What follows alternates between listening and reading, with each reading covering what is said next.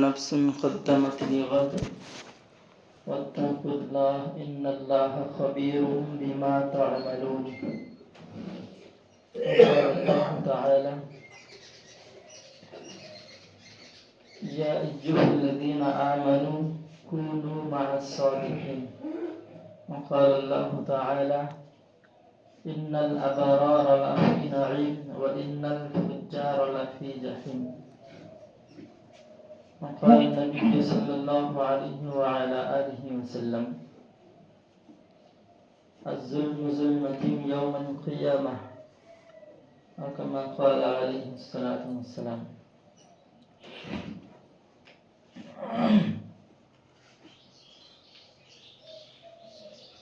আল্লাহ পাক রব্বুল আলামিন মানুষ বানিয়েছেন। তিনি কিন্তু এরকম 4 পা জানোয়ারকেও আল্লাহ বানিয়েছেন। মানুষ বানিয়েছেন, সাথে কি 4 পা জানোয়ারকেও তিনি সৃষ্টি করেছেন। ভাববার বিষয়, আল্লাহ পাক রব্বুল আলামিন আমাদের মধ্যে চিন্তা ফিকির করার জন্য ব্রেন দিয়েছেন, যেটা 4 পা জানোয়ারের মধ্যে সেরকম বিষয় নেই। যার কারণে ওই 4 পা জানোয়ারের আপনি কান ধরবেন আর বার বার বার বার বলবেন যে ওই খেতে যাবি না, ওই খেতে যাবি না, ওই খেতে যাবি না। দেখবেন কান ছাড়বেন বা গলার রশি ছাড়িয়ে দেবেন, ও সিধা চলছে ওইদিকে। কিন্তু ভাই, মানুষ বিষয়টা একদম ভিন্ন। মানুষকে আল্লাহ পাক রব্বুল আলামিন বানিয়েছেন যেরকম, লাকাদ খালাকনাল ইনসানা ফি আহসানি তাকওয়িম, এবং এই মানুষকে সবচেয়ে শ্রেষ্ঠত্বর ঘোষণা স্বয়ং আল্লাহ দিয়েছেন, এবং সাথে ব্রেনও দিয়েছেন। এই ব্রেনটা কিসের জন্য দেওয়া হয়েছে?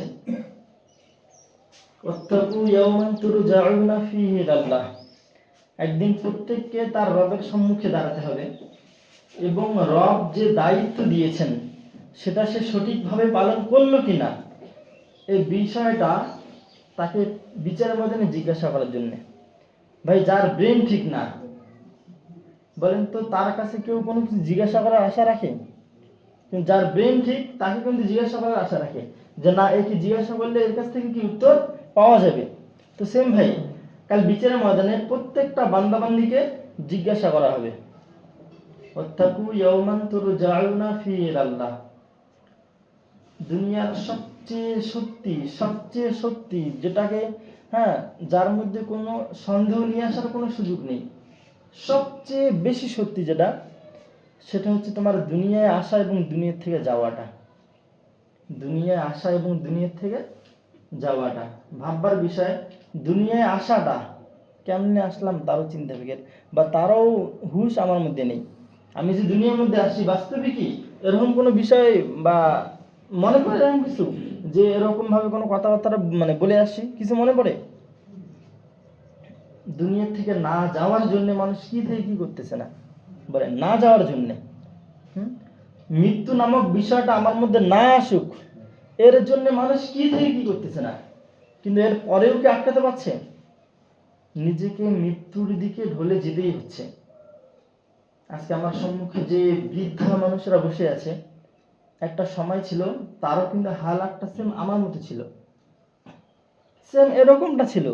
আজকে আমার যেরকম একটা তেজওয়াল শরীর, এরকম শরীর কিন্তু আল্লাহ এদেরকেও দিয়েছিল। কিন্তু দেখেন, সময় ঘুরতে ঘুরতে ঘুরতে ঘুরতে এমন একটা জায়গায় এসে গেছে যে এনাদের সকলের অন্তরে একটা কথা চলছে যে কখন আজরাইল যে ধাক্কা দেয়। এখন কিন্তু আমাদের মধ্যে যতটা লাপরোয়া বা আমাদের মধ্যে যেরকম কোনো চিন্তা ফিকির নেই, কিন্তু এনাদেরকে একটু জিজ্ঞাসা করে দেখবেন, এদের বিষয়টা একদম ভিন্ন। এদের প্রত্যেকের দিলে একটা চিন্তা এসে গেছে যে জীবনে করলাম কি আর মালিকের দ্বারে গিয়ে জবাব দেব কি। জীবনে করলাম কি আর মালিকের দ্বারে গিয়ে জবাব দেব কি। আকলমন্দ কে লিয়ে ইশারা হি কাফি। যে বুদ্ধিজীবী, যার ব্রেন ঠিক, তার জন্য কি ভাই, ইশারা হি কাফি। কিন্তু ভাববার বিষয় যে আমরা এতটাই আকলমন্দ বা আমরা এতটাই বুদ্ধিজীবী যে আমার রব কোরআনের মধ্যে সুস্পষ্ট